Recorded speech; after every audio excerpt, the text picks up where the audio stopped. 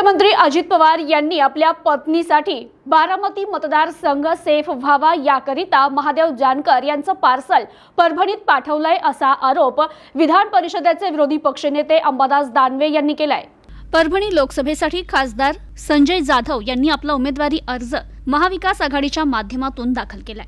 त्यानिमित्त काढण्यात आलेल्या रॅलीनंतर घेतलेल्या सभेत विधान परिषदेचे विरोधी पक्षनेते अंबादास दानवे यांनी भाजप आणि राष्ट्रवादी काँग्रेस पक्षावर कडाडून हल्ला चढवला। यावेळी खासदार संजय जाधव, खासदार फौजिया खान, माजी मंत्री तथा आमदार राजेश टोपे, ज्येष्ठ नेते आमदार सुरेश वरपुडकर, आमदार डॉक्टर राहुल पाटील, आमदार राजेश राठोड, माजी आमदार सुरेश देशमुख, माजी खासदार तुकाराम रेंगे पाटील, माजी आमदार सीताराम घनदाट, माजी आमदार सतीश सांबरे, माजी आमदार सुरेश जेथलिया, माजी आमदार विजय गव्हाणे, लक्ष्मणराव वडले, माजी आमदार मीरा रेंगे, डॉक्टर विवेक नावंदर, ठाकरे आदी व्यासपीठावर विराजमान होते। तर यावेळी बोलताना अंबादास दानवे यांनी आपल्या भाषणातून तिकडचं पार्सल इकडं का असा सवाल करतेवेळी ज्येष्ठ नेते शरद पवार यांनी माढा येथून जानकर यांना उमेदवारी बहाल केली होती, मात्र जानकर यांनी त्याऐवजी महायुती विशेषतः अजित पवार यांचा नाद करत परभणी गाठली। तर अजित पवार यांनी आपल्या पत्नीसाठी बारामती सेफ व्हावी म्हणूनच जानकर यांचं पार्सल परभणीत पाठवलं असा आरोप दानवे यांनी केला। अजित पवार यांनी भाजपच्या नादी लागून स्वतःसह समर्थकांची वाट लावून घेतली।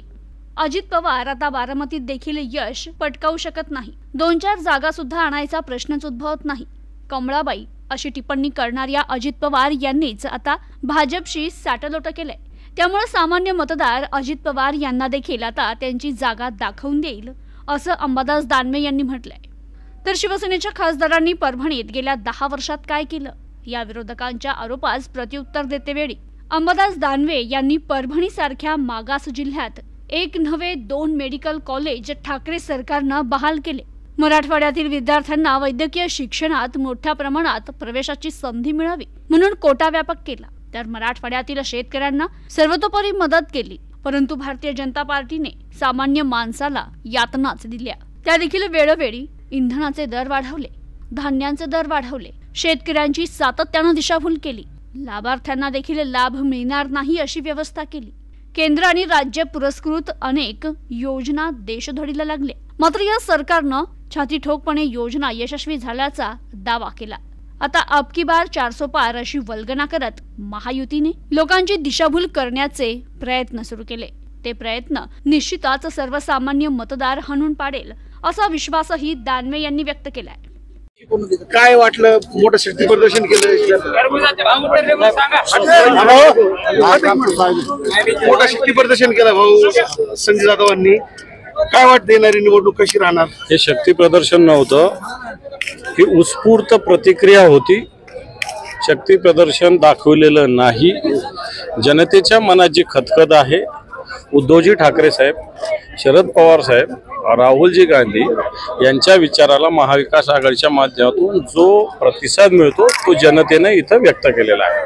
35 वर्षानंतर पहिलं प्रथमच धनुष्यबाणीनं या ठिकाणी आपण निवडणुकीला सामोरं जात आहे। असं काही नाही, पक्षाची जी निशाणी असते त्याच्यावर लढावं लागतं। ग्रामपंचायतीच्या निवडणुका सुद्धा वेगवेगळ्या निशाण्यावर होत असतात, लोक निवडून येत असतात। मशाल निशाणी अधिकृतरित्या निवडणूक आयोगाने दिली, त्याच्यावर आम्ही लढतोय। मनसेकडून अद्यापही उमेदवारी घोषित करण्यात आली नाही, 2 राऊंड झाले उमेदवारी दाखल करण्याच्या। मनसे निवडणुकीत लोकसभेत पार्टिसिपेट करायला असं वाटतं का तुम्हाला? मला वाटतं आमचं आपण बोलू, मनसेचं ते मनसेच्या पक्षाच्या नेत्यांना तुम्ही विचारा, परंतु महाविकास आघाडी ताकदीनं लढते, ताकदीनं निवडून येणार। उमेश पाटील उद्धव ठाकरे गटामध्ये प्रवेश करणार, अजून बरेच लोक आहे, अजून पुढे पुढे काय काय होतं बघा, अजून बरेच लोक यायचे बाकी आहेत। सगळ्या ठिकाणी असं काही ना काही होत जाईल, कळेल ना आता ती कसं जाईल। भाजपचे पदाधिकारी ठिकठिकाणी आक्रमक होत आहेत, त्यांना उमेदवारी सुद्धा जाहीर करता येत नाहीये। काय वाटतंय? उद्धव ठाकरेंकडे होते त्यावेळेला स्वाभिमानाने या सगळ्या जागा मिळत होत्या, हेमंत पाटलांच्या विरोधात कसं आहे, तुका म्हणे ते पाहिजे जातीचे येड्या गबाळ्याचे काम नव्हे। उद्धव ठाकरे हे कसलेला पैलवान आहे, बाळासाहेबांच्या वंशज आहे। विरोधकांशी, मित्र पक्षाशी कशी वागणूक द्यावी, कशी वागणूक त्याच्याशी घ्यावी हे जाणणारा नेता आहे। भाजपवाल्याला कधीही त्यांनी त्यांच्या काळामध्ये कधी लुडबुड करू दिली नाही, आणि ज्या दिवशी केली त्या दिवशी बाजूला निघाले।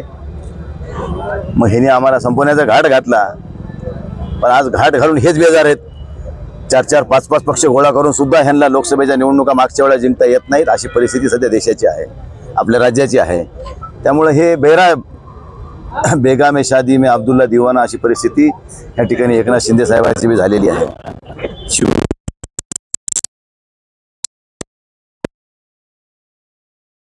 बाण दिला, ज्या परभणीने शिवसेनेला राजकीय पक्ष म्हणून मान्यता दिली, त्या परभणी जिल्ह्यातला उमेदवार नाही.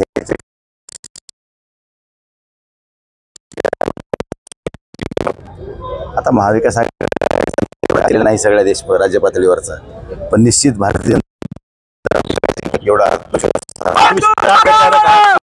जसे की खासदार बघा, आता तो त्यांचा विषय आहे. त्यांच्यासोबत ज्यांनी विश्वास ठेवून गेलेत त्यांचा किती विश्वास सार्थकी ठरतो हे यात येणारा काळ आपल्याला दाखवेल. एकाचा तर गळाबळी कृपाल तुमाने साहेबाचा, त्याला म्हणलं ते दिले भीमानं खा, गुणानं ऐकलं नाही. ते बाबा गेल्या आणि दशम्या गेल्या. हेमंत पाटलांचं पण जवळपास तसंच आहे. ते लढले पाहिजे हो, असं माझं मत आहे. मित्र आहे माझा जवळचा, वाशिमवाले तर भाजप त्यांनाही कळून जाईल की काय तुमची अवस्था आहे. गवळी 5 वेळा आला, गवळी 5 वेळा निवडून आला, त्यांचं सुद्धा तिकीट मिळालं. म्हणाल ना तुम्हाला, तुम्ही जे पेरलंय ना तेच उगवणार आहे. गहू पेरल्यावर गहूच उगवते, ज्वारी नाही उगवत. तुमच्यामध्ये जे अहंकार होता, ज्या अहंकारानं तुम्ही बाजूला सरकलात, का मजबुरी पोटी गेलात, का लाचारी पोटी गेलात, ही काळ ठरवणार आहे. मुख्यमंत्र्याबाबत असं कळेल. आपण मुख्यमंत्र्याविषयी काय बोला, एवढे मोठे माणसं आहेत. 2004ला सोबत आम्ही आमदार निवडून आलो, पण ते मुख्यमंत्री झाले, मी आणखी इथंच आहे. प्रतिनिधी राहुल वाहिवळ, न्यूज टुडे 24 परभणी.